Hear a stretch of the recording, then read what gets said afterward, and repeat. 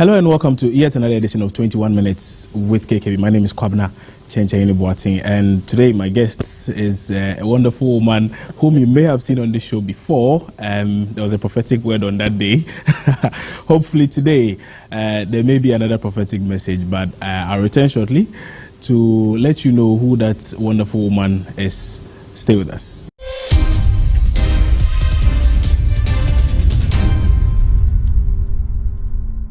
So a couple of years back, we did have an interview in this same space with her. And a certain question was asked as to whether or not she was keen on taking up a higher office and that people were considering her as a running mate. She suggested she didn't know. Today, Professor Naana Opoku-Agyemang is right before me yet again for another episode of 21 Minutes with KKB. This time, not as a former minister, but now as someone who is shattering glass ceilings and partnering with John Dramani Mahama, hopefully to unseat the NPP in the 2020 general elections. Prof, good morning. Thank you so much for agreeing to do this again. Oh, and thanks for being here. The other time you said you didn't know if any such thing was happening, whether or not people were considering you as a running mate. 2 years ago, yeah. I didn't. It came to you as a surprise. I was alerted a couple of, let's say, not 2 weeks, let's say 10 days before. Okay. And I was informed that they were considering other people too. Okay. So that was when what had been a rumor started moving a little close. But even then, you know, until the announcement comes, you don't know. Yeah. Because there are stages it may go through. Yeah. So that's what happened. I see. So let me ask this. That night when you were told that, okay, you know what, I'm with you, how was the feeling? What was going through your mind? Yeah, somebody came and had that conversation, and of course we talked for a long time. Yeah. And after he left, of course many things went through my mind, because even though it had been a rumor, as I said, now it was coming very close. Yeah. And so we also consider many things. And part of it is to even consult, ask close family, children, siblings, colleagues. Listen, this is what I'm hearing. What do you think? Because it's such a major step. You don't just take it by yourself as if you know everything. Yeah. Proud to your announcement. A lot of people said, John Mahama again, no, not much will change. But all of a sudden, I mean, monitoring from my end where I sit and monitor a few things, monitoring the landscape, monitoring conversations, seeing social media engagements, traffic and everything, following your announcement from the I'm with her hashtag trending all day, in fact, all week when the announcement was made, and then seeing some of the videos of you on the ground campaigning and getting people on board, it's almost as if the tide has turned and virtually a lot of people are now swaying towards the NDC. Do you also get that impression when you go down there? Of course I do get that impression too. Okay. And we want to thank everyone who is placing their trust in us. And when you started by saying, people say, oh, John Dramani Mahama again, things will not change. What were those things? Here is a person who fixed a lot of our routes. For how long have all of us been frustrated by Circle, been frustrated by Kaswa, the traffic there? He removed them. So what do they mean by, here he is again? When we were struck by COVID, that was when a lot of us even knew, or a lot of people knew the investment he made in the health facility. So what do they mean? What do they mean by him again and nothing will change?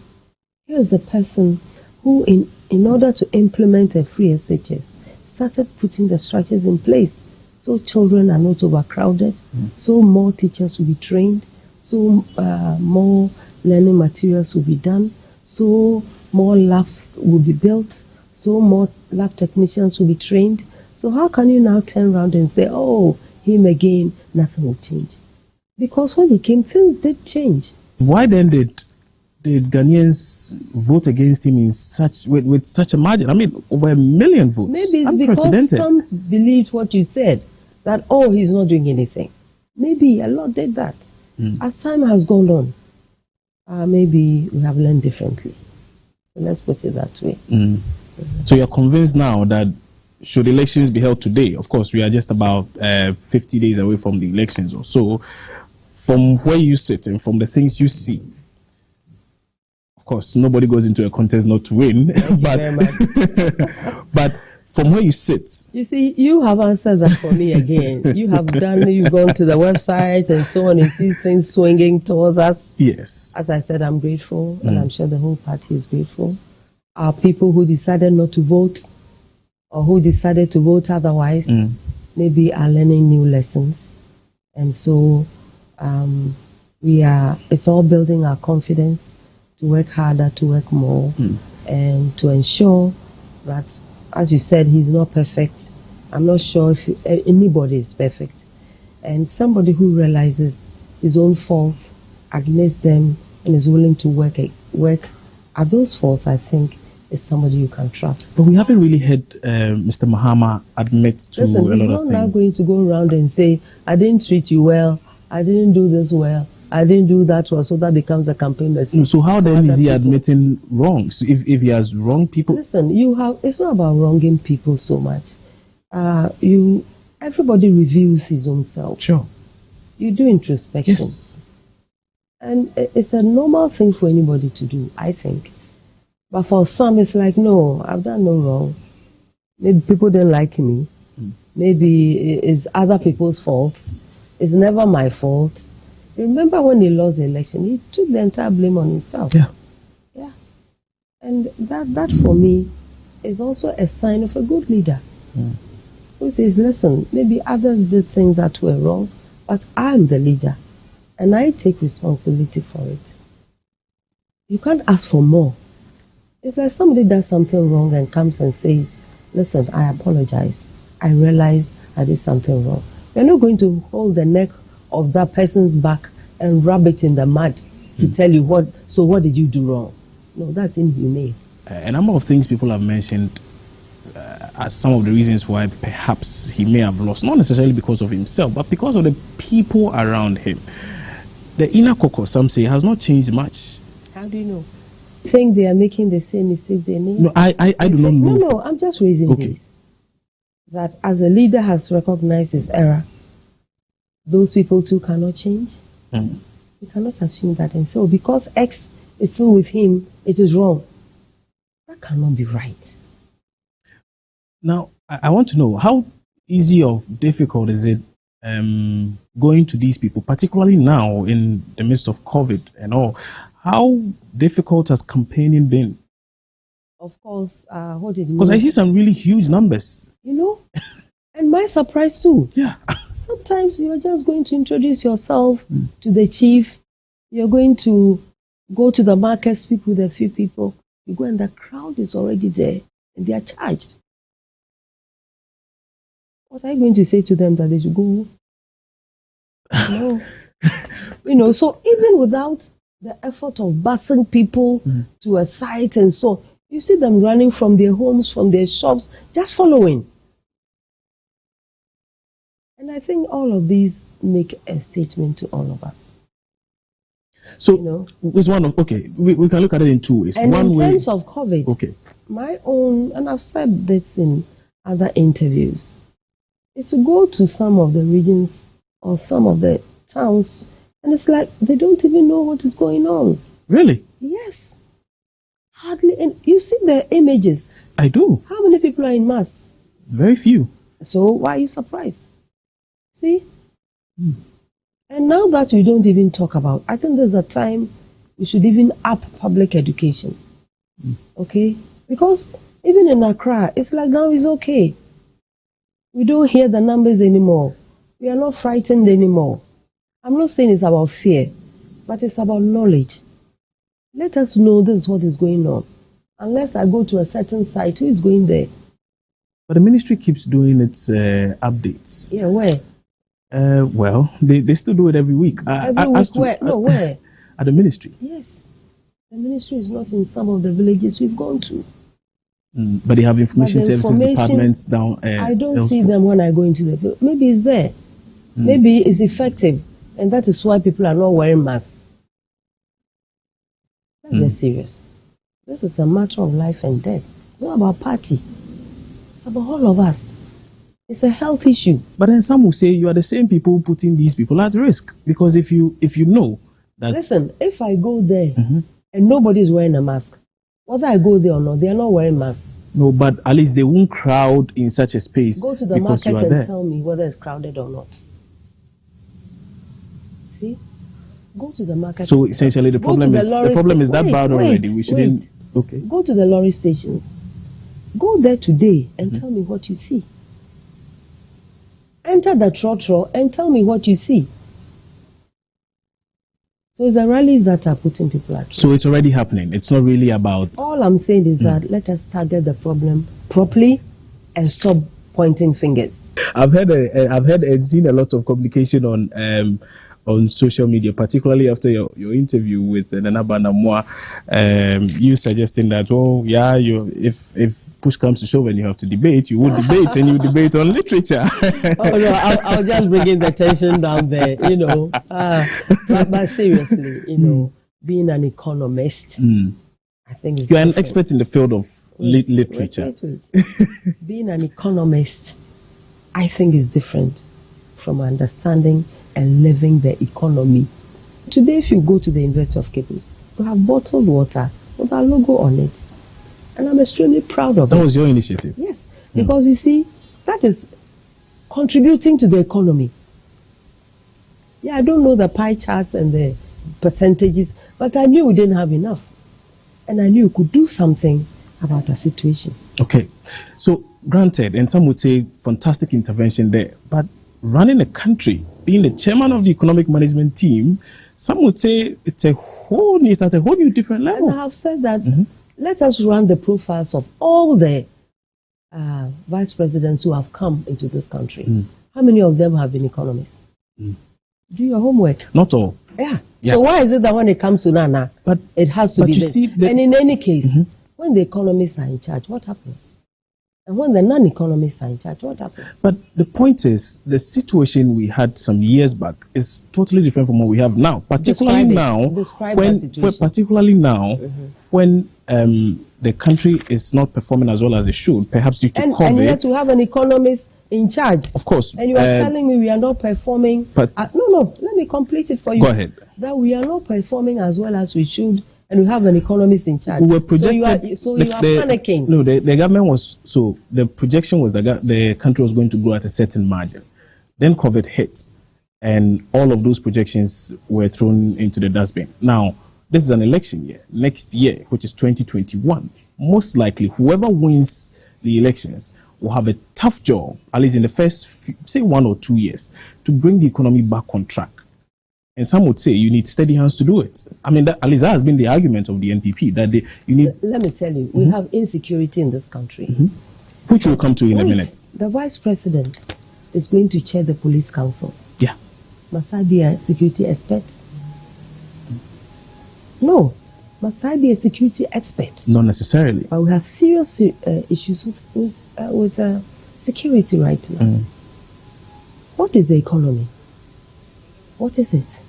So if you put an expert there or you don't put an expert there, are we still not begging for money? Are we still not asking people to bail us out? Are we still not relying on primary commodities? I've given you an example of solving problems. That was an economic problem that was solved.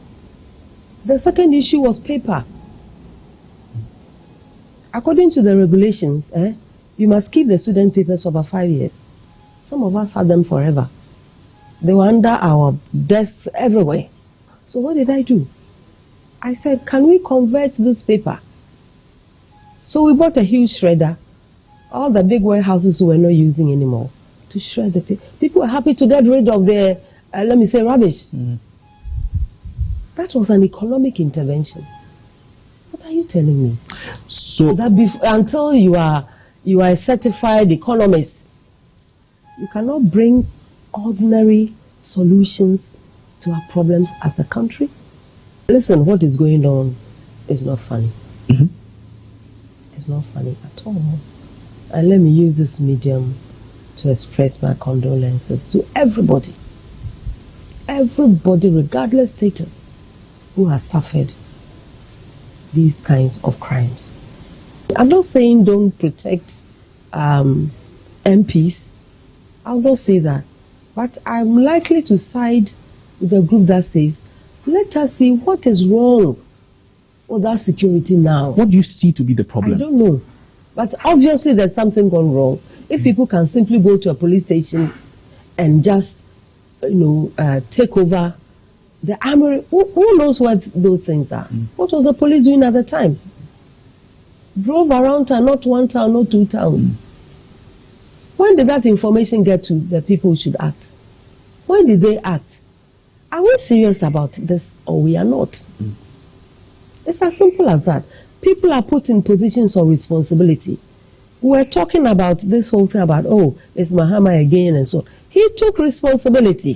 Who has taken responsibility for this? The president has issued a directive to the IGP he needs to deal with these issues. With all respect, I don't think needed to wait for the president to issue a directive. It's his job. So he's not doing his job well enough? I'm not. Listen, I'm very slow at condemning people. Maybe a certain report could have come from him to the president, and that report would even seek support in this is what I plan to do, this is what I need your support to do. Just recently I heard an MP had gone to a polling station and fired a gun. Yeah. What has happened? There were calls for her resignation. So if the MPs have guns already, what is the business of the country now to ascribe gun-holding security people to them? Do you think the president should have perhaps compelled her to resign? I don't know what the president should have done. All I'm saying is... What would have been your advice to John Dramani Mahama if such a situation had happened? I don't think I would even have had to advise him. He'd have taken action immediately. What action would that have been? What do you think it would have been? That you've done well. He should have commended her. That, you've done very well by going to wield the gun. So actually, what are you, deputy minister? I'll make you minister. Do you think, is that what he would have done?